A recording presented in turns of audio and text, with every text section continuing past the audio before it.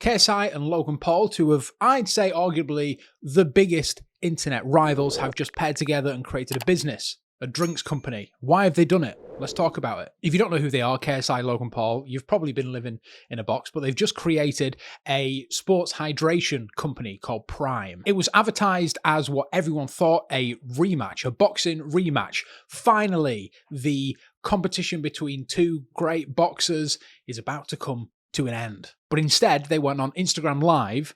They were watched by 500,000 people and then announced that they were bringing and releasing a drink. It's one of the weirdest moves, and I don't think anybody saw it coming, but I can see why they've done it. Consumer packaged goods is, I'd say, fast becoming one of the biggest industries right now. It's growing rapidly, and they decided to create a drinks company because they can see that move in DTC and CPG products. The creator economy in general is getting bigger all the time, and for good reason, because these creators have a massive audience, they have a huge platform, and what's the best way to make money from it? To sell people stuff. Logan Paul is well known for having one of the most successful merch companies on YouTube. In fact, it's rumored that his Maverick merch line did $30 to $40 million in its first year. So it would make sense that he uses that and leverages it for something away from what YouTubers traditionally do. And it makes sense that KSI does the same thing already. Himself and Sidemen have started to delve into other parts of the industry.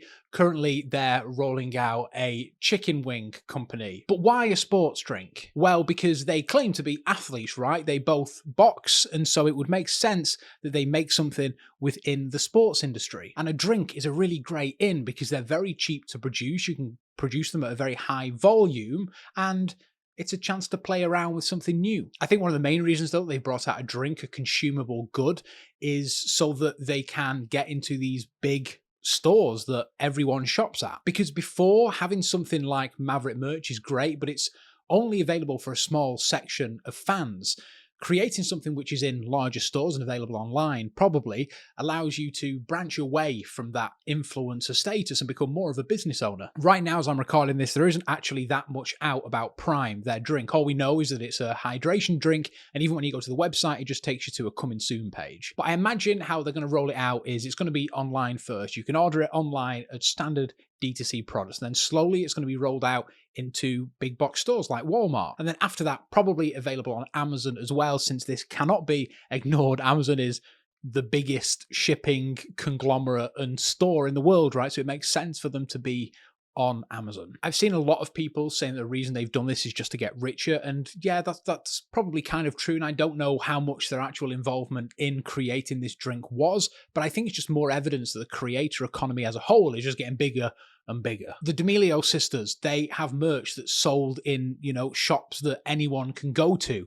I think more and more as we head into the influencer world, we're going to see more influencers from every different platform coming out with products that aren't just for fans. These people have an amazing following already, a group of people which they know will buy their product when they put it out.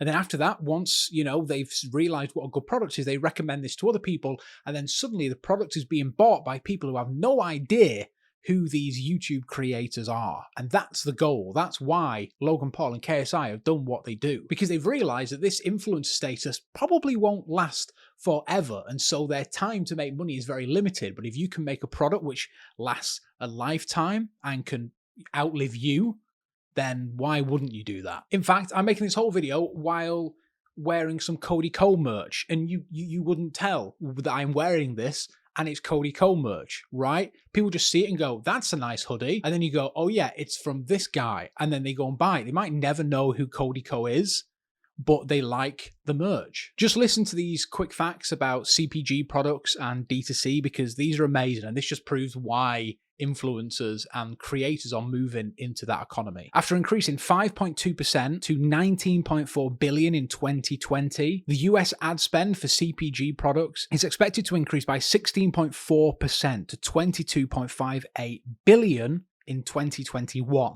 This means that CPG is now the third largest category of all overall digital ad spend. And in 2021, this year that I'm making this, the DTC market is expected to reach sales of nearly 20 billion worldwide. That's a 15% increase year on year. And I don't think KSI and Logan Paul are the last of these influencers who are going to keep on creating new and interesting products. We're going to keep on seeing it all the time. And I'm really excited to see what the creator economy does. But I'm even more excited to see what this does to the CPG and D2C industry as a whole, because for a very long time it's been quite a gated community. How now new people with already existing large audiences are coming into the space and they're really breaking some records. If you enjoyed this video and you fancy finding out more about the things that I've spoken about, feel free to subscribe, give a like to the video and drop a comment. What do you think? Logan Paul, KSI, is it going to be a good business partnership or not? Or will it just end in another boxing match? Let me know, but until then, I'll see you in the next one.